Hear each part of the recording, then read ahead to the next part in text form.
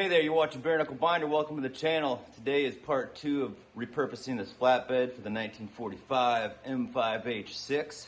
Now, I always have to mention this, but this M-5H-6 is no longer a 6x6. It's been bobbed down to a 4-wheel drive. So if you are a teetotaling fact checker, that's why it's technically an M-5H-4 now. All right, so continue on from part 1. I started putting boards on this. I've got 4 rough sawn oak boards on it already. However, I have a few things to do still before I can continue putting boards on it because I need to connect it to the truck. It had some U-bolts that are, I was looking online, a few different ideas of how to connect this thing, and I think what I'm gonna do is bolt it on the sides. That's what a lot of folks have been saying the new ones do. They have brackets that come down on the side. I'm at least gonna do that in the back. I might add U-bolts to the front later, but I think for now, I've just got a few things I need to do with this truck this weekend, so I want it connected. I think I'm just gonna go that route. In the meantime, I still have a stake pocket up front I need to cut out. I feel like I mentioned it 100 times in the last video, still didn't do anything about it. So let's take a look at that real quick. All right, the last time I'm gonna mention it.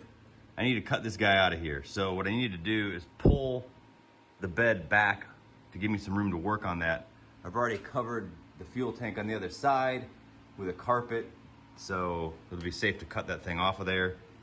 Once I get that cut off, then I can move the whole bed up to where it's gonna actually sit. I need to do that before I can start putting brackets on it because I don't know where they're actually gonna be until I get that done. So, I guess I'm just gonna put this on a time lapse while I pull this thing back, cut the stake pocket out, and move it up to where I need it to be.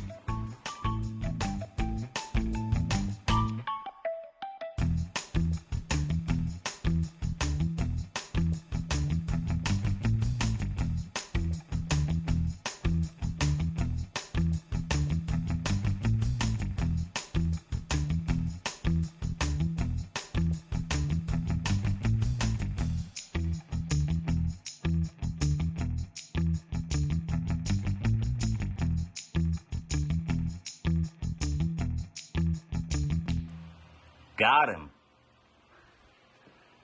So I got that off, cleaned up, and then slid up to the point that I want this bed at. Let's see here. It's just about flush with the back. I'm going to try to get this thing as centered on these frame rails. There's a little bit of run out, I guess you'd call it, in the frame rail width of the truck and the bed on the way back. But for the most part, we can get her, I'd say, within probably 1/4 of an inch. Basically, I'm just gonna take some, well, first, oh God, I keep mentioning these too. So I was going to heat them right here, bend them in, cut them off and weld them.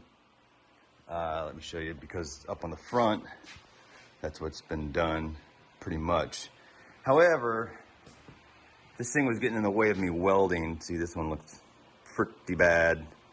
And I got this spot right here I wanna weld. So I think what I'm gonna do is I'm just gonna end up cutting this thing off and then welding it in angled. After I get this all, grind that off out of embarrassment, get this all welded up, and then weld this guy on there. However, so what I'm gonna do is I have some channel steel, C-channel, like this, but a little more heavy duty. And I'm gonna make some brackets. I'm gonna drill some holes in them, bolt them on, and then just weld them where I need them.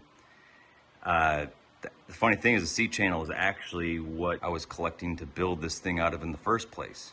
So pretty much at this point, I have to make these brackets and get this stuff welded on. I've got to do that before I do anything further with the boards, or else I'm going to paint myself into a corner. I'm going to be welding underneath boards and running out of room, and the far side is going to be hard enough. It's already got the boards on it. So I'm going to cut those brackets and drill them, and I'll bring you back when I'm bolting them on and welding them up. All right, so I have made some progress, and even better than that, I have remembered to turn on the camera and film some stuff before I got too far, so there's a little bit of continuity to this. This is the C-channel I'm talking about. Trying it up to weld it on. And so I've been using stray holes in the frame that are already existing holes, I should say. And so I've got one welded on already. This This guy right here is welded onto the bed, and then just a single bolt. So this thing will be held on by basically 4 bolts. I'm gonna get some U-bolts made and put them in the center, I guess. I don't know. If I decide to go to U-bolts in the front versus the brackets on all 4 corners, then the front brackets will just be alignment, basically alignment brackets. So it won't slide off from one side to the other, just a little extra insurance. So let me show you the front brackets, what I'm running into. I took this, actually let me turn off this welder. I took this fuel tank off the side here just so I could get better access in here to where I need to weld this thing on. So one thing about this truck is that the whole frame is a mess. It was lengthened and reinforced and all kinds of crazy stuff welded on it over the years in the last, what, 80 years? Right here we've got 1/4-inch plate running all along the outside. So the frame rail is the same width as the flatbed, but with the 1/4-inch plate, see, we're gonna have it kind of stretched out like that. So it is what it is. Just kidding. Hell no, I'm not gonna do that. So I got some of the strap rail and I just tacked her on there. So now it lines up perfect. So I just tacked it in place to hold it in place enough that when I start welding, I'll just, you know, lay a couple beads on the outside and get her really, really connected. So anyway, I gotta keep moving on this. I gotta get this project done. Put a bead down that side. Put a bead down that side. Don't judge my welds too hard. The inside of that bead is, it just covered, let's see if I can move the ground. It just really got that spacer. So I'm gonna let it cool down a little bit and run another bead across that crack there. And just really make sure she's all glued on there. Same on this side. All right, so it's kind of hot and miserable out here in the long sleeve welding shirt, but I'm just gonna go around, I'm gonna do the other side. Probably gonna pull the fuel tank off, just to be safe, instead of just having the carpet over it. You know, it'll be a better end result getting that out of my way anyway. So I'm gonna do that, and then I will bring you back when I'm done, and I'll finish putting these boards on here. Well, the bed is on. Welded, bolted.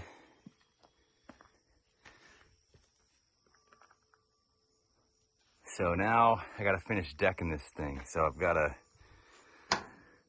get back to doing what I was doing here. I'm gonna start on the other end and then meet in the middle because I've gotta wedge it under the other side. And then, you know, when I get to the middle, then just slide the last couple boards in. There's really just nothing to it but to do it at this point. So I'm gonna time lapse it and get this done.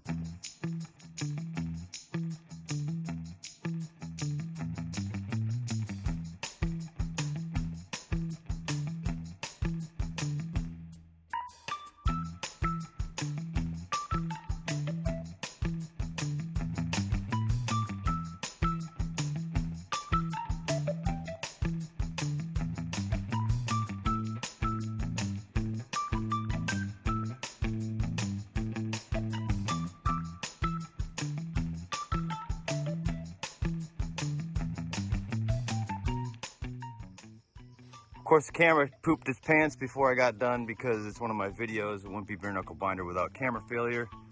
So now all the boards are done. It wasn't very interesting to watch anyway. It was pretty frustrating. So now I've got used motor oil and I'm going to treat the rest of this. So time lapse time.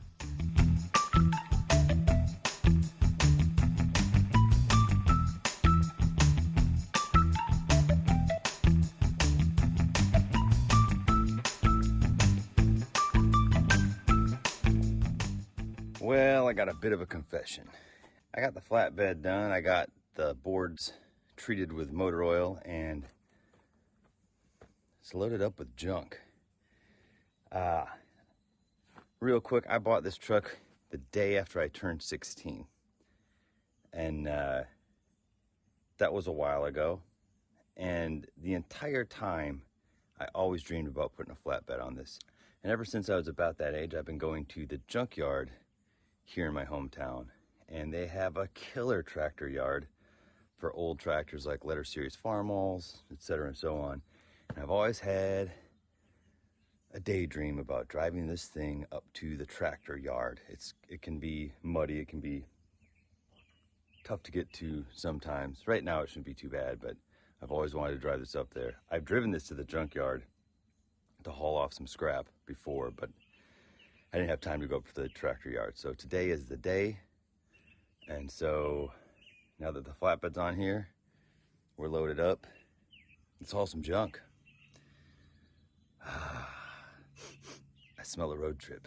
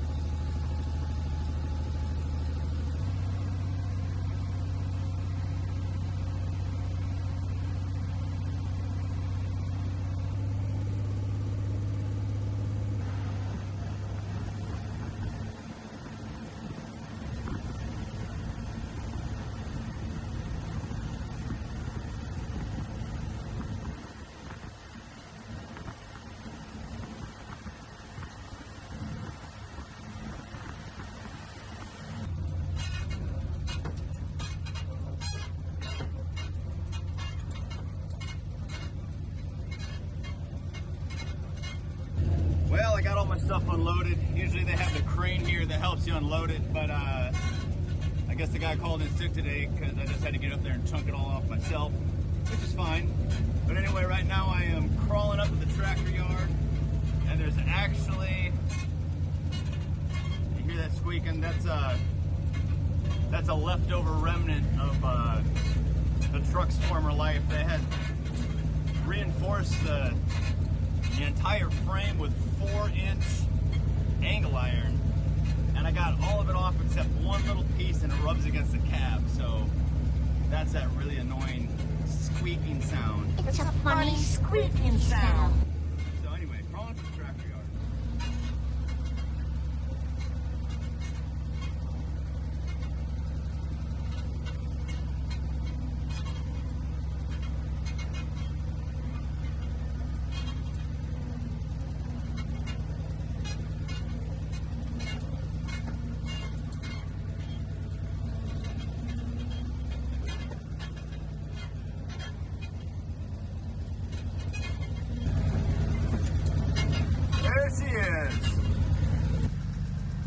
Got to open the gate and close the gate behind you. They run beef cattle up here.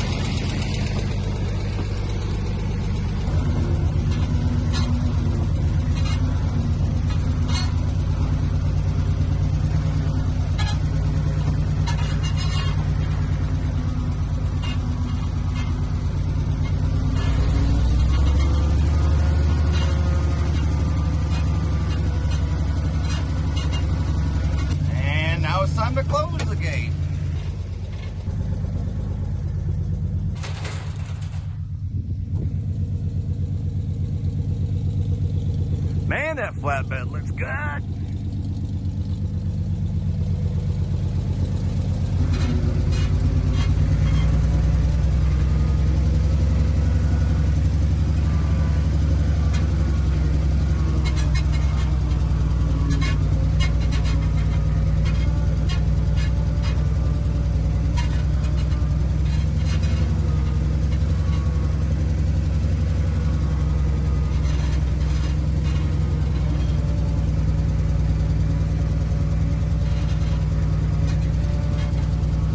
I'm in heaven.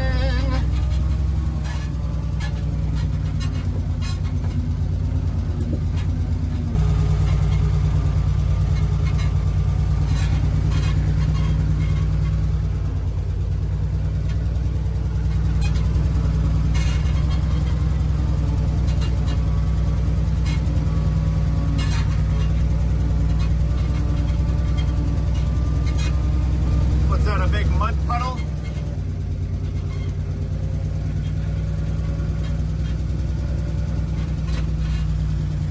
Oh, let's get her in four-wheel drive. Oh, yeah.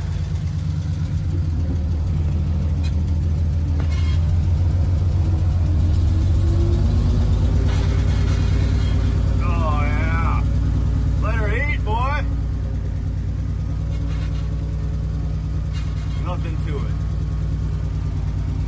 Oh, so much cool stuff.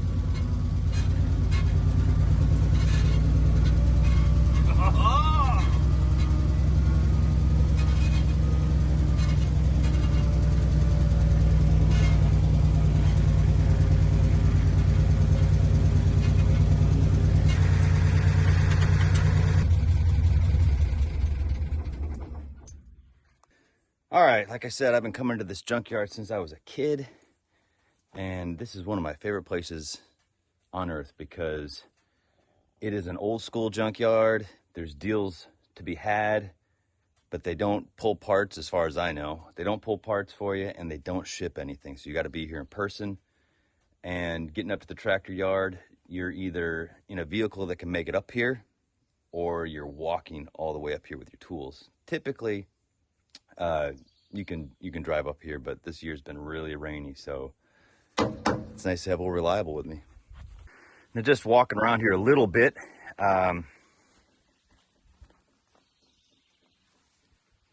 of show you some of the stuff I'm looking for. This is obviously cool. This is an M with a later Super M pump on it. Seized up. Now I'll tell you a cool thing about this is that this is back in the yard a ways and nobody's gotten to it yet. And the cool thing about that, M&W PTO handle. I'll be taking that. The cool thing about it is that I started to film a video about this earlier a few months back, and I don't know what happened to that video. I'm awesome at losing footage, but somebody had gone through this entire junkyard looking for M&W governors or Thompson rocket governors, and they pulled all the plates off these and just left them off. So all the factory governors that were probably any good still were ruined. That is like, that's an instant beat down in my book if I see somebody doing something like that, but whatever. And if you know me and my tractors, you know I love Farmall M's, but one thing about my Farmall M's is that they both have Heisler 9-speeds, and so I'm always looking for Heisler 9-speeds, and you'll see right pretty much just a hair above that clutch rod will be a nut coming out of there and a shaft. And another way to spot them is that the original linkage required 3 holes drilled in that little pedestal there. So I've never seen a Heisler set up on a tractor back here in the tractor yard. I saw one down by the front. There's a pool of tractors where they only sell the tractors whole. And usually they're very complete tractors that, you know, have very little wrong with them or nothing wrong with them. And they just get them in a state, you know, clear outs or farm buyouts or whatever. When Grandpa sells off the farm, etc. and so on. I found one this spring and I got it. It had a Heisler 9-speed on it with all the original linkage, which is cool, but I have yet to see one back here. If I do, it's gonna be a full day of me tearing down a tractor and pulling the transmission out of it, because my 41M has a Heisler and it pops out of gear in low range going down when you start coasting the tractor, either going downhill or whatever. And so I need to take it all apart and figure out why it's doing that. If anybody here has a Heisler 9-speed and has a experience with them and why it would do that, I'm assuming it's a worn out gear or something. But how I combated that is I took a TA handle off a tractor out here and I spring loaded the teeth, and I, fabbed it up so that it will be spring locked into gear. And that so far has seemed to help a lot. I don't want to go down a hill pulling a hay wagon with it. I don't feel that good about it, but it's pretty good. Getting off on tangents again. One thing I absolutely love about old Farmalls is these lights. I love these lights so much. I think they are the coolest lights ever made. And I actually use them for backup lights on all my trucks, for example. And not to get off on a tangent, but I actually have a new old stock one of those lights from the 40s, and I have a brand new reproduction one of those lights. And actually, when I first started this channel, I had a plan to make a video comparing the two, like the build quality and like materials and everything, and just everything about them. And I'm gonna do that video. I'll do that video in the next month, I swear to God, because the results may surprise you. Man, who did that? How rude. Oh. No, here's what I'm talking about. Look at this. Open it up. Just leave it open. That ruins it for everybody else. What a loser. There's another one. It's always tractors right on the path. So not only are they greedy, they're also lazy. So I guess one of the reasons the people going through here and trying to just pull parts that they know are valuable on eBay or whatever, obviously people need to make a living and get by, and I can't really fault them for that. But there's just part of it for me that when you ruin it for everybody else, this is such a great place for, like, I think of kids who are getting their old tractors and stuff and being able to come out to a place like this and find parts that I know I found an M&W Governor out here when I was a kid, and I got it for like $5. And it's on my 41 now, but I never would have been able to do that if a bunch of people just came through here just cherry picking parts off this stuff that they didn't actually need. And the other thing is like just going through and leaving all that stuff open. Like I said, I understand if you need to make a living and make ends meet, and you go out here and you know that certain parts bring, grown-up money, but to leave all the other ones wide open to the weather and just ruin them, not only for everybody else, but when you walk through a junkyard like this and you look at these old tractors, it's not like tractors nowadays. Like when you look at an old 40s Farmall or John Deere or something, that, like, there's a strong chance that tractor was a family's pride and joy. And, their means of livelihood, they depended on it, day in, day out for decades. And it's just weird. I have this huge feeling of blatant disregard or blatant disrespect. I don't know what it is, but anyway. Two H's that weren't in here before. It's pretty cool, pretty complete. Looking at that belt pulley, I don't have one for my M's. I have the pulley drives, but I don't have the actual belt pulleys. This one's wartime with a cast iron shift knob. I'm taking that. The seat is pretty good too. That might end up on one of my tractors. Belt pulley. Paper kind. I need a temp gauge or two, but that one is not right. That's a valuable bracket. I was pulling stuff off this H, and I didn't even notice. It's got an M&W 9-speed. Sick. That is too cool. Jess is not gonna want me to buy a junk H. I need to buy it for the 9-speed, babe. And then someday when I get an H, I'll put that in it. I can just imagine how that conversation's gonna go. Yeah, I'm coming back for it. There's people walking up here, about to have company, so I'm awkward about making these videos around people, so I'm just gonna grab my parts and when I get out of here, I'll pick it up.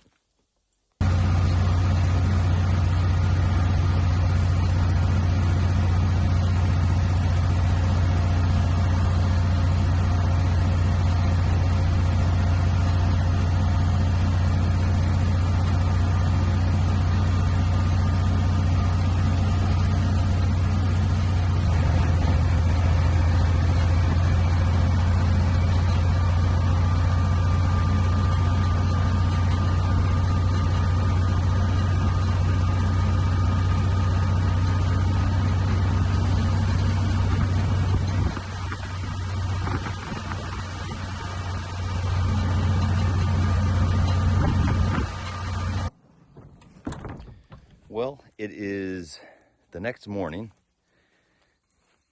and it's time for me to wrap up this video. Yesterday when I got home, I had some conflicting thoughts about how this video was going, because it seemed like maybe it took a big tangent and followed it off into the junkyard, and it wasn't related, but really this whole video is about repurposing a flatbed, and kind of seems fitting that I just went off and used it right away. On the way back from the junkyard yesterday, I swung by the hardware store and grabbed several bags of sackcrete and some sticks of rebar, because I'm pouring a step for my folks while I'm visiting up here in Wisconsin before I go back to Texas. Flatbed performed beautifully. Obviously, it held up everything and didn't come flying off the truck or anything. So anyway, I figured the best resolution to this video would be to give you a quick run through of what I got in the junkyard. Talk about it just a little bit because it's some cool stuff. This is the haul from yesterday. So my 51M that I was mentioning that I got in the junkyard has a bent up steering wheel, and this is a pretty decent steering wheel I got off the tractor out there. I actually had to cut it off the shaft, but the other end of the shaft was messed up, so I don't feel bad about it.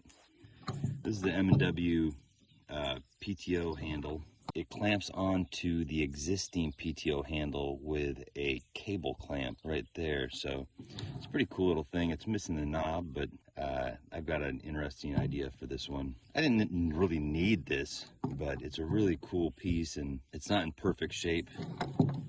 It's a little rusted out on this side, but it still works. It's a really simple design. It would be pretty easy to make one of these if you wanted to.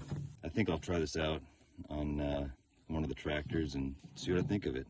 So I grabbed this one, the shifter. My 41 had a rubber knob on it, and I put one of these shifters on it because I really like these cast iron knobs. Actually, let me tell you the history of these. What happened was, during the war, rubber was at a premium for the war effort.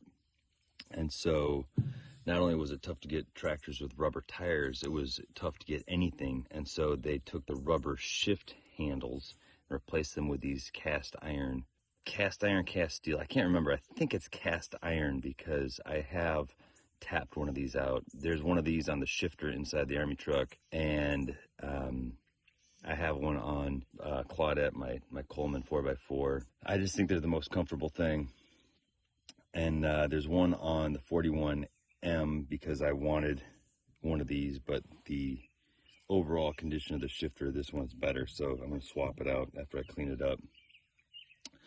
51M, the right brake pedal is twisted, and so the brake lock on it doesn't work, so you can't lock the two pedals together. So I got this really good condition brake pedal.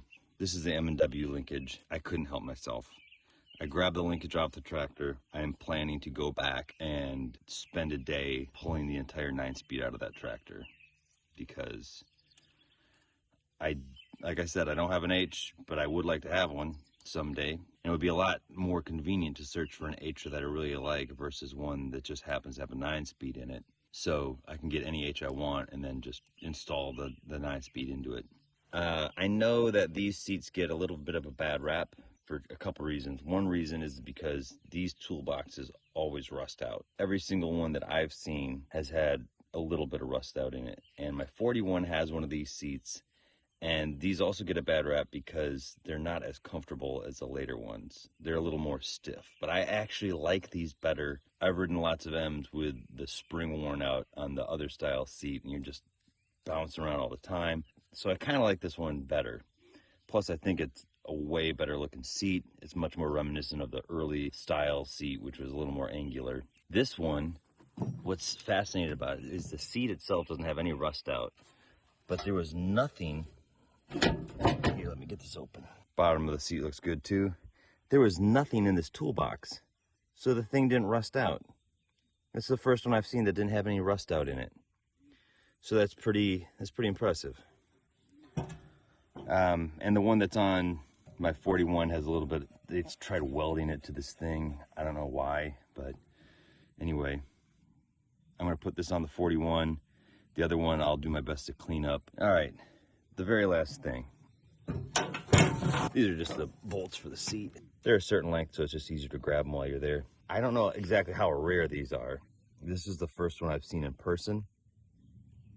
But this is a Heisler, the same guys who made the 9-speeds in my M's. This is a Heisler light bar toolbox, and how this works is this side bolts to the light bar, and then this is, you can see this is busted, but this is a strap that hangs, it literally hangs and rubs on the steering shaft, and that seems a little impractical to me, but and it opens on the sides.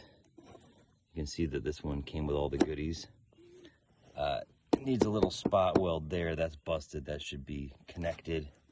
But yeah, it's actually in really solid shape. It's got all this stuff in it. And I didn't just empty this out because I really wanted to go through this, because who knows what treasures are in here. Probably nothing. Might just be junk. Oh, look at that. Little cable stop. Worth it already. Those are handy to have. I love going through all this old stuff. I love going through old sheds and barns and stuff. I always have since I was a kid. I'm trying to find any treasures, like a Diet Dr. Thunder cutoff can. I'm sure that's worth at least $1 million. So yeah, really cool piece. I was actually going to overlay a picture in a Heisler brochure of this exact toolbox. I thought I had it with me, but I guess I left it in Texas. So in a future video when I'm cleaning this up and showing how it fits on the M, I'll overlay that and show you all. But all right, well, I guess this is a pretty good stopping point for this video. Did a lot more stuff in this video than I was planning on, but I think it was good. It's a good time. I had a good time. I hope you had a good time. Flatbed looks really good. It's interesting. This oak was milled. I'm gonna do a video about this, the wood and stuff, because there's more of a backstory to the boards on this truck than I've really talked about so far. And let me just touch on it real quick. Is that now I talked in the last video about the flatbed. I talked about my dad. He's currently, fighting for his life with cancer, and the family friend that helped me mill all this lumber, we did this a year ago, and shortly after that he lost his battle with cancer. And it's I have footage of us milling the lumber, and Jess helped me, and he was just a great family friend. I knew the guy since I was a kid. He was one of those guys who could build anything. He reminds me a lot of the farmers around here that I grew up around, that, guys who could just do anything, build anything. If they could think it, they could build it. And in recent years, whenever I was home, Tad would just come tooling down the driveway, unexpected, and we'd just sit there and talk for an hour or so. A lot about old internationals.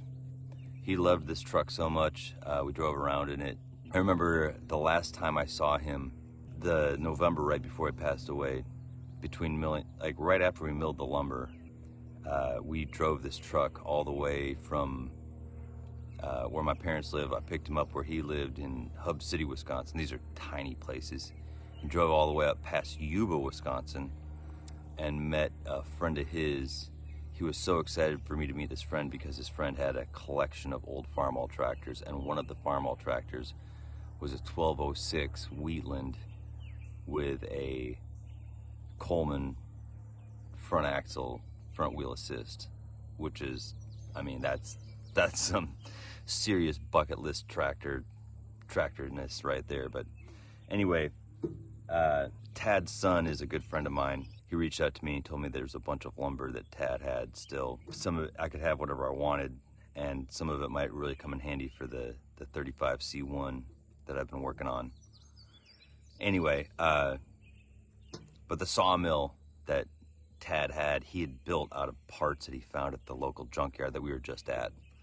And it's, I know some people like brand new shiny stuff, but the absolute engineering that went into this thing to make this stuff work is really impressive. And I don't know, so I need to make a video about that, and I'd love to show this truck in the bed to his son Greg, and maybe give him a ride in it and make it feel like I brought it all full circle. So anyway, that's enough rambling for me on this video. Like and subscribe if you dig this sort of thing. I really appreciate y'all watching this and sticking with me. I was kind of nervous about going to the junkyard and kind of going on a tangent with all this thing, but I think the video worked out, and honestly, the kind of video I'd like to watch. So anyway, I will stop rambling now, and I will see you in the next video.